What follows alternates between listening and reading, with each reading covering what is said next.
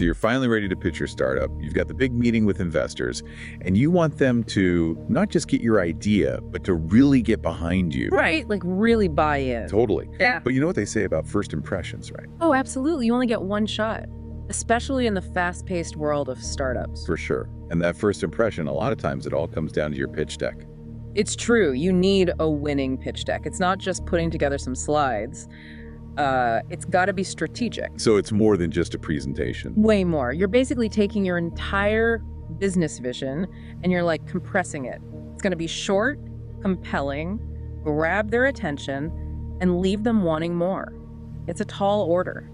So how do we even start? Where do we begin? Well, our source this week, it really emphasizes nailing those essential elements first. It's like, think of it like building a house. Got to have a strong foundation. Okay, makes sense. So what's the foundation of a killer pitch deck?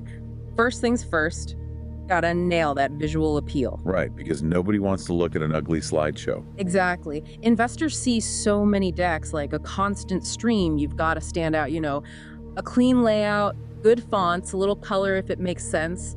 Those things show you care. It shows professionalism. It's like, hey, if they put this much effort into their pitch deck, imagine how they'll handle my investment. Right. Details matter. And speaking of details, another thing our source stressed, keep it brief. Oh yeah, time is money, right? Especially for investors, I'm sure. Exactly. They say you've got, like 7 seconds to grab someone's attention? Well, in the world of pitching, those 7 seconds are even more precious. So we need to grab their attention and hold on tight. Yes. So when we say brevity, it's not just about respecting their time, though that's obviously huge. It's about aligning with how our brains actually work, how we process information, especially in a high-stakes pitch situation. So cut to the chase. Don't bury the lead. Right. Think 15, maybe 20 slides, max. Enough to make an impact, not enough to put them to sleep. Keep it short and sweet, like a good espresso. There you go. And once you've got their attention, hit them with a problem they can't ignore. Lay it on them. Yeah, but you have to clearly articulate the pain point your startup is going after. And by clearly, I mean make them feel it. So like really drive home that this is a problem worth solving. Yes. You want investors thinking, wow, I've totally felt that frustration, or man, if someone could solve that, that'd be huge. And then boom, you present your solution as the game changer. Show them you're offering the solution to end all solutions. Yes. Not just a Band-Aid, a cure.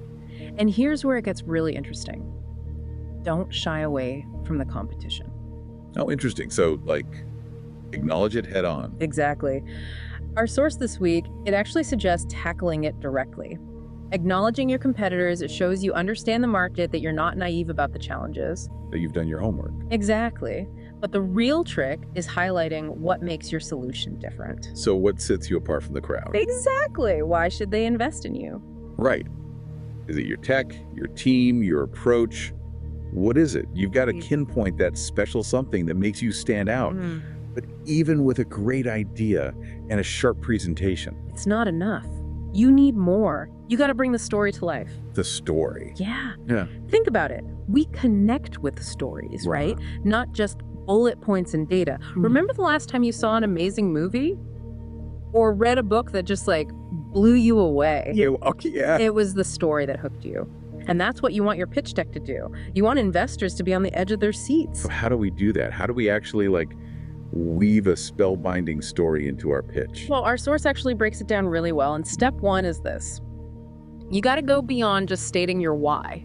Go beyond the why. Yes. Anyone can say, we're passionate about X, but you've got to make the investors feel it. Okay, so it's about showing, not just telling. Exactly. So instead of just saying you're passionate, how about a quick story? Something authentic, maybe about what made you want to start this company in the first place. So like what lit that fire in your belly? Yeah. Was it personal experience? Something you saw that just wasn't right? Because at the end of the day, investors are not just investing in some product, they're investing in you, in the founder with a vision and a story.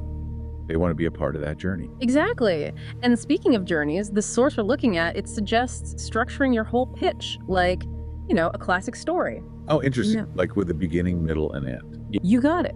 So the beginning, that's where you set the stage. You've already hooked them with the problem, right? So now really paint a picture. What's it like to deal with this problem day in and day out? What are the frustrations? get them invested. Get them invested in the problem before you even reveal the solution. Exactly. And then boom, the middle part, this is where your solution takes center stage. But again, don't just tell them, show them. Show, don't tell. It's the golden rule of storytelling. It never fails. So this is where you bring in visuals, maybe some graphs that show amazing growth, or screenshots of your product, how easy it is to use. You could even do a super short customer testimonial video. Oh, that's a great idea. So it's like the data backs up your story. Yes. But remember, the story is king. The data is just there to support it. You're painting a picture of a better world, the world your company is going to create. And then you're heading towards the end of your pitch, the grand finale. Time to wrap it all up. Not quite. This is where you shift from the present to the future. Instead of just saying, we'll be the market leader, get specific. Give them those numbers, right? Right. What are your goals? How many people will your product help? What will the world look like in a year? 5 years, 10 years. That's what gets investors fired up. So they don't just hear the information, they feel it. Yes. And to tie it all together, every single part of your deck, every slide, it's got to contribute to this big story you're telling. So everything needs to flow. Like a river. So your competition slides, your financial projections, even your team intros, they all need to make sense within the narrative. No tangents, no info dumps. Exactly. Think of each slide as like a scene in a movie. It has to move the story forward, keep the audience engaged. And this brings us to a really important point from this week's source.